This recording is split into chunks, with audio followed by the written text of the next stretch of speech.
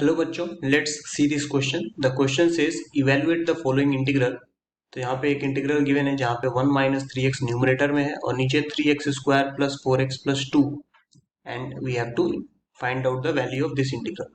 तो इसका की कॉन्सेप्ट पहले डिस्कस कर लेते हैं। की कॉन्सेप्ट में ध्यान ये देना होता है कि कभी भी न्यूमरेटर में अगर डिनोमिनेटर का डिफरेंशिएशन बनने जैसा दिखे, इस टाइप का एक्स स्क्वायर वगैरह वाला टर्म हो और रैशनल फंक्शन हो, तो उसमें हम क्या करते हैं, जो भी न्यूमरेटर वाला पार्ट है, numerator is equal to a times d by D X of denominator.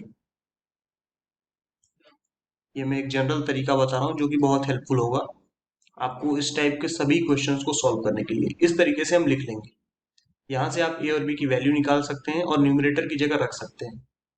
तो फर्दर आपको दो पार्ट्स में इंटीग्रेशन डिवाइड होता नजर आएगा और वहां पे फिर आप फॉर्मूलेज का यूज कर सकते हैं। तो पहली बात तो ये हो गई। दूसरा, अगर इंटीग्रेशन को सॉल्व करते समय आपको कुछ इस तरीके का एक्सप्रेशन दिखाई दे, समथिंग लाइक दिस, जहां पे आपको समझना ये है कि डिनोमिनेटर में कोई फंक्शन है और उसी का derivative F dash of x का मतलब डेरिवेटिव।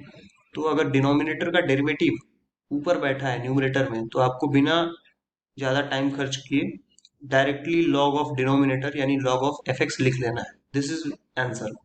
उसमें ज्यादा फिर सब्सटीट्यूशन वगैरह करने की जरूरत नहीं।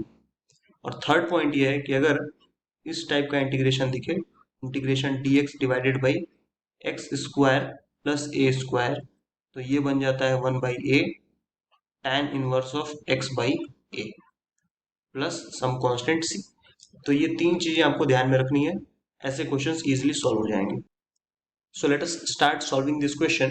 We have the given term, जिसको मैं i से एज्यूम करने जा रहा हूँ, रिप्रेजेंट करने जा रहा हूँ। So i is equal to 1 minus 3x divided by 3x square plus 4x plus 2 dx, ये गिवन है। तो रूल के अकॉर्डिंग मैं क्या लिखूंगा, न्यूमरेटर वाले टर्म को लेफ्ट हैंड साइड में और डिनोमिनेटर साइड में लिखूंगा a into D by D X of denominator, यानी 3x square plus 4x plus 2 plus b। तो ये बन जाएगा 1 minus 3x is equal to a times D by D X वाला टर्म हो गया 6x plus 4 plus some constant b। अब यहाँ से हमें सिंपल कंपैरिजन करना होता है। आप चाहे तो एक और बार मल्टीप्लाई करके इसको लिख सकते हैं 6ax plus 4 times a plus b। तो कंपैरिजन में क्या होता है, आप x वाले टर्म्स को x से कंपेयर करें और बाकी कॉन्स्टेंट्स को एक साथ। तो अगर यहाँ पे देखें तो x के साथ -3 है, राइट, और यहाँ देखें तो x के साथ 6a है। तो बेसिकली कंपैरिजन करने से comparison we have 6a is equal to -3, या फिर a की वैल्यू -3/6, यानी क्या आ गया, -1/2 आ गया। तो एक वैल्यू जैसे ही आ गया अगला वैल्यू इजिली आ सकता है, क्योंकि अब जो नेक्स्ट वैल्यू है उसमें हम देख सकते हैं कि 4a plus B right hand side में कांस्टेंट है और लेफ्ट हैंड साइड में 1 कांस्टेंट है। तो कंपैरिजन कांस्टेंट्स का हो जाएगा और ये बन जाएगा 4a plus B is equal to 1। इसे जब सॉल्व करेंगे तो b का वैल्यू हो जाएगा 1 minus 4a। So this will give b is equal to 1 minus 4 into -1/2। तो ये माइनस माइनस प्लस हो जाएगा, 4/2 2 हो जाएगा, तो 1 प्लस 2 3 हो जाएगा। तो b का भी वैल्यू निकल गया। So we have a as well as b now. और अब यहाँ पे हम न्यूमरेटर वाले टर्म की जगह पे, यानी ये जो टर्म था 1 माइनस 3x, इसकी जगह पे ये एक्सप्रेशन यूज कर सकते हैं, बेसिकली दिस मच, ये इतना पार्ट यूज कर सकते हैं। लेट अस से this is equation 1।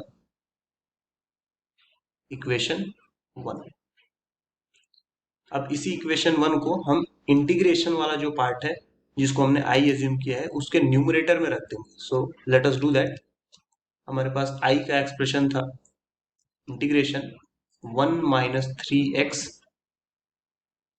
dx divided by what was the denominator, 3x square plus 4x plus 2। So 3x square plus 4x plus 2।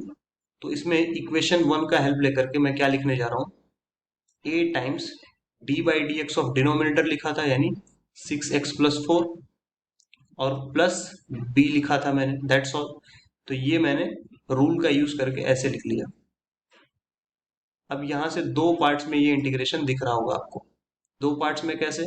ए वाले पार्ट को अलग लिखना है और बी वाले पार्ट को अलग। तो I can be written as A into integration, एक हो गया 6x+4 dx divided by 3x² plus 4x+2।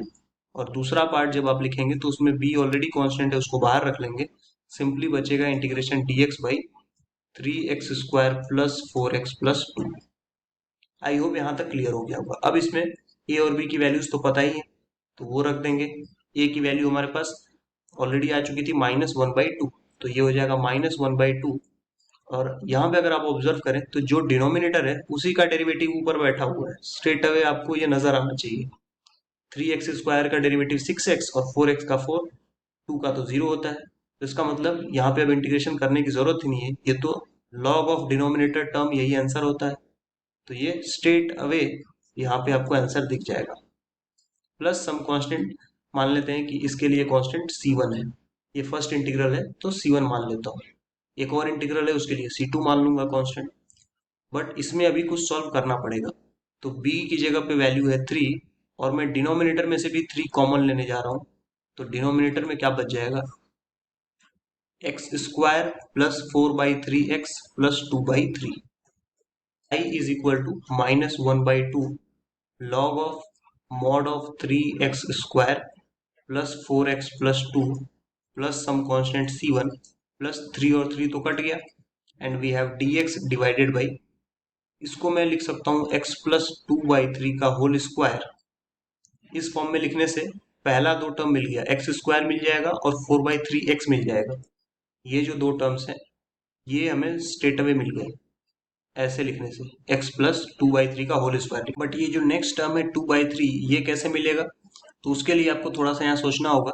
For example 2/3 का होल स्क्वायर करने पे 4/9 आएगा, लेकिन हमें 4/9 तो चाहिए नहीं था, तो मुझे -4/9 कर लेना चाहिए पहली बात। और फिर 2/3 चाहिए, तो आप यहाँ पे 2/3 लिख लीजिए, राइट। अब 2/3 है, यहाँ -4/9 है। अगर इनको हम सॉल्व कर लें तो हमें पता चल जाएगा कि यहाँ पे क्या रखना है।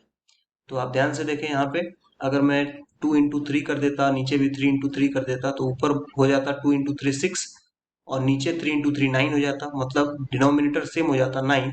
तो ऊपर 6 - 4 आप लिख सकते थे, 6 - 4 = 2, यानी बेसिकली 2/9 यहाँ पे रख दूं। अगर आप समझिएगा इस बात को कि अगर यहाँ पे सिंपली मैं 2/9 लिख देता, तो जब ये ब्रैकेट को ओपन में करूंगा तो यहाँ से 4/9 मिलेगा, 2/3 का स्क्वायर, तो 4/9 और 2/9 मिला करके 6/9 होगा।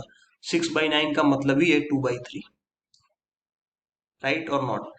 तो फाइनली अब मैं इस 2/9 को √2/3 का स्क्वायर लिख रहा हूँ। तो 2/9 का मतलब √2/3 का स्क्वायर, क्योंकि सभी चीजें स्क्वायर में है इसलिए मैंने इसको भी स्क्वायर फॉर्म में लिख लिया।